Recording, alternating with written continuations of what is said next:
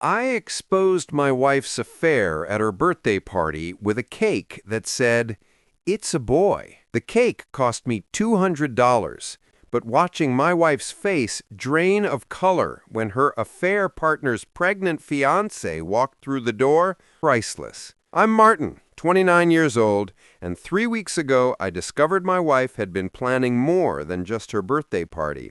She'd been planning a future that didn't include me. Let me back up. My wife, Rebecca, we'd been married for 4 years, decided to invite her ex-boyfriend Derek to her 30th birthday celebration. Not as a casual, hey, old friend thing. No, she told me 2 days before the party that he was coming, and when I objected, she hit me with the classic line, "It's my birthday, Martin. You need to be mature about this." Mature. That word has been ruined for me forever. I'm not the jealous type.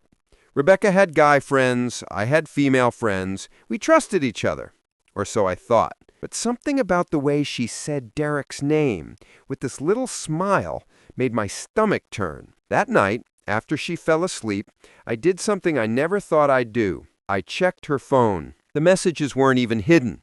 They went back months. "I miss you. I think about you constantly. I made a mistake letting you go."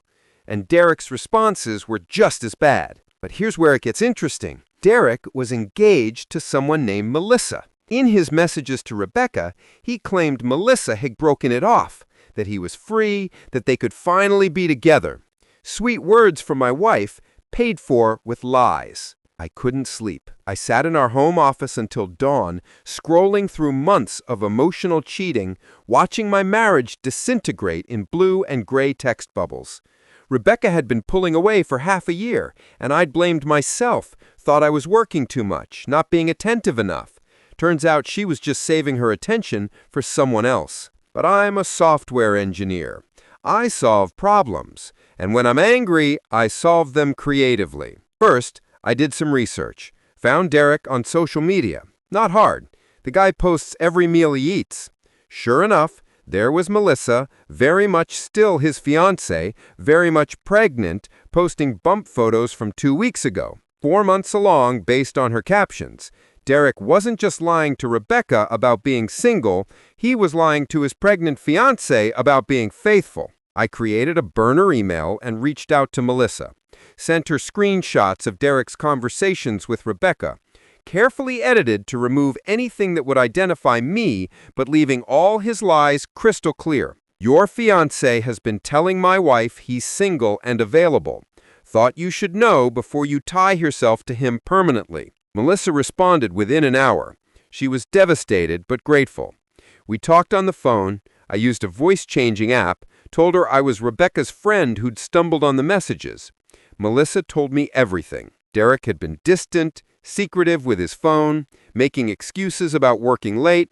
She'd suspected something, but convinced herself it was just stress about the baby. Then I made my proposal. Rebecca is throwing herself a birthday party this Saturday. Derek will be there. He told her you two broke up. Want to make an appearance and set the record straight? There was silence on the other end. Then, "What time should I arrive?" I spent the next few days being the perfect husband. I helped Rebecca plan her party, smiled and nodded when she reminded me to be cool about Derek coming. Even agreed to pick up the cake she'd ordered from our local bakery. But I also stopped by my lawyer's office, filed paperwork, got everything ready. The day before the party, I called the bakery and canceled Rebecca's cake order. Then I called a custom cake shop 2 towns over and placed a special order.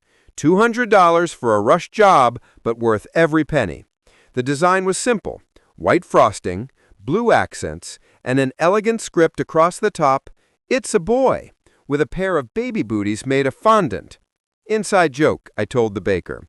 The mom-to-be loves surprises. Saturday arrived. Rebecca was in her element, decorating our house, changing outfits 3 times, checking herself in every mirror. She looked beautiful. She also looked right through me, like I was part of the furniture. Just the husband, standing in the corner, holding the drinks. Guests started arriving around 7. Friends from Rebecca's work, a few college buddies, some neighbors. And then Derek showed up at 7:30, fashionably late, carrying flowers. He was exactly what I expected, tall, gym-toned, with that easy smile that probably made Rebecca's heart flutter. He shook my hand, looked me in the eye, and said, "Thanks for being cool about this, man. Rebecca said you're really mature." I smiled. "Oh, you have no idea." The party went on. Rebecca and Derek gravitated toward each other like magnets, talking in the corner, laughing at inside jokes, their body language screaming what their mouths wouldn't say out loud. A few guests noticed, shot me sympathetic looks. I just kept smiling, kept refreshing drinks, kept waiting. At 8:15, I announced it was cake time.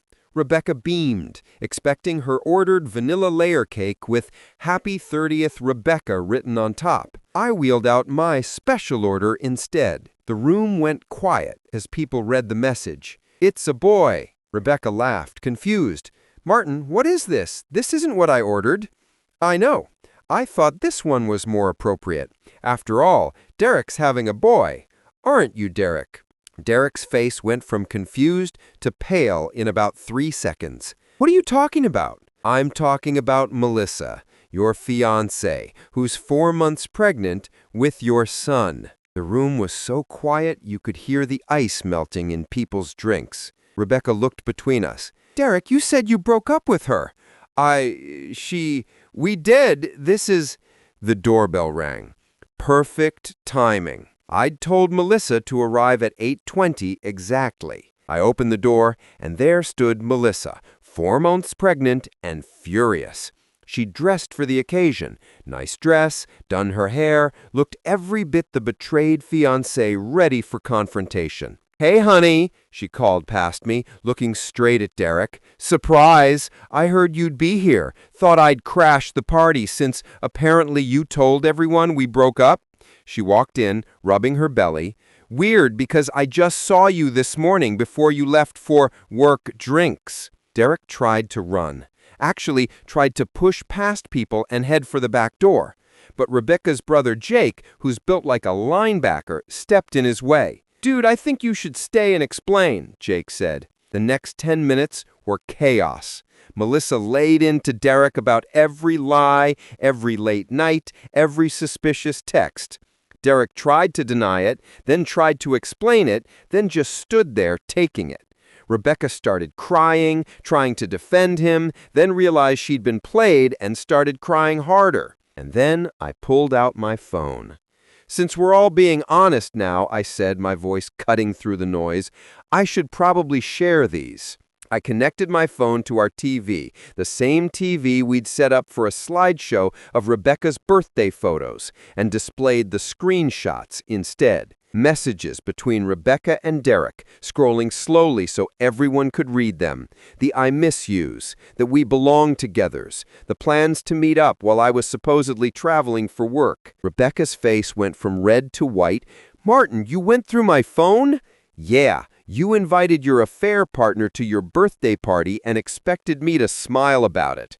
"Yeah, I went through your phone." Her friends were staring. Her coworkers were taking out their phones, probably texting other coworkers. Her mother, who'd been in the kitchen, came out to see what the commotion was about and saw her daughter's infidelity displayed in 42-inch high definition. "You humiliated me," she hissed. "No, you humiliated yourself. I just provided the venue." Derek finally managed to slip past Jake and bolted out the front door. Melissa watched him go, shook her head, then turned to me. "Thank you," she said quietly. "I needed to see this." "Thank you for coming," I replied.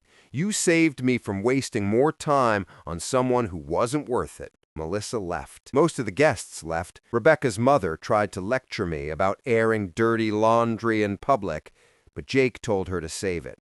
Rebecca had brought this on herself. Finally, it was just Rebecca and me, standing in our living room, surrounded by half-empty cups and uneaten cake. She tried to explain, said it was just emotional, nothing physical, that Derek made her feel special again, that I was always working and she was lonely. All the greatest hits of affair justification. I let her finish. Then I pulled an envelope from my jacket pocket. "These are divorce papers," I said. "I filed 3 days ago. You can contest them, or you can sign them and we can both move on. Your choice." She looked at the envelope like it might bite her. "You planned this, all of this. You planned to betray me with Derek. I planned to not be a doormat about it. We both made choices." Rebecca didn't fight the divorce. I think part of her was relieved to not have to hide anymore, and another part was just embarrassed that everyone knew the truth. The process took 4 months. I got the house, bought her out of her half, most of our savings, and the dog. She got her car, some furniture, and a hard lesson about playing games with people's lives. Melissa had her baby boy in February. She sent me a photo. Didn't have to, but she did. Wrote a note thanking me again for telling her the truth before she made the mistake of marrying Derek. She's raising the kids solo. Says she's happier than she's been in years. Derek tried to reach out once, called me from a new number to tell me I'd ruined his life. I reminded him he'd done that himself and hung up. Rebecca sent a few drunk texts around month 6 saying she made a mistake, that Derek turned out to be exactly what you'd expect, that she missed what we had. I blocked her number. You don't get to throw away 4 years and then ask for them back when your backup plan fails. I'm doing okay now. Better than okay, actually. The house is quieter, but it's mine. I got a promotion at work. Turns out I'm more focused when I'm not wondering what my wife is doing behind my back. I've been dating casually, nothing serious, just remembering what it's like to be with someone who actually wants to be with me. Sometimes people ask if I regret how I handled it, if maybe I should have just confronted Rebecca privately, ended things quietly, taken the high road. And honestly, no. She wanted a party where she could flaunt her affair partner in front of me, make me the joke while she planned her exit. Instead, everyone saw exactly who she really was.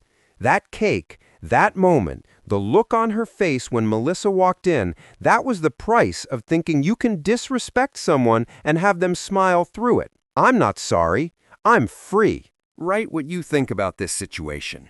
Also, if you like this video, give a thumbs up, subscribe, and turn on the bell to receive notifications about the latest videos. See you next time. Bye-bye.